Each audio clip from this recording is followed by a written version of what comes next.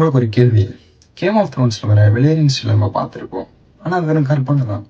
உண்மையில அதை விட மிக சக்தி வாய்ந்த ஒரு ஆயுதம், ஒரு உலோகம், ஆயிரக்கணக்கான ஆண்டுகளுக்கு முன்னாடியே நம்ம மண்ணில் இருந்துச்சுன்னா அதுதான் தமிழர்கள் உருவாக்கிய ஒரு கேக்கு. இன்னைக்கு உலகத்துல டெமாஸ்கஸ் ஃபாடுன்னு சொல்லிட்டு பெருமையா இருக்கிற அந்த உலகத்தை முதல்ல கண்டுபிடிச்சு உயிர் கொடுத்தது நம்ம தமிழர்கள் தான். இது ஒரு சாதாரண எரிம்பு மட்டும் இல்லை. ஒரே நேரத்துல கூர்மை, வலிமை, நெகிழ்வுத்தன்மையுடைய கலவையா இருந்துச்சு. இந்த மூணையும் சேர்த்து வைத்த இந்த அதிசய உலோகம். அதனாலதான் அரேபியா, பாரசீகம், ஐரோப்பியா எல்லா இடத்துக்கும் இதை ஏற்றுமதி பண்ணாங்க. அங்க அது வாழா மாறிச்சு, பேரும் மாத்தினாங்க. ஆனா அந்த வாளோட இதயம் மட்டும் நம்ம ஒரு கேக்கு தான்.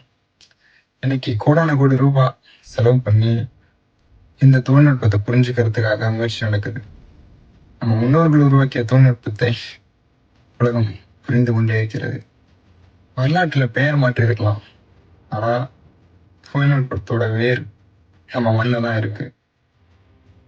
ஒண்ணு மட்டும் தெரிஞ்சுங்க, வரலாறு எழுதுறவன் பெயரை மாற்ற முடியும், ஆனா அதை படைச்சவனோட திறமையும் அசைக்க முடியாது.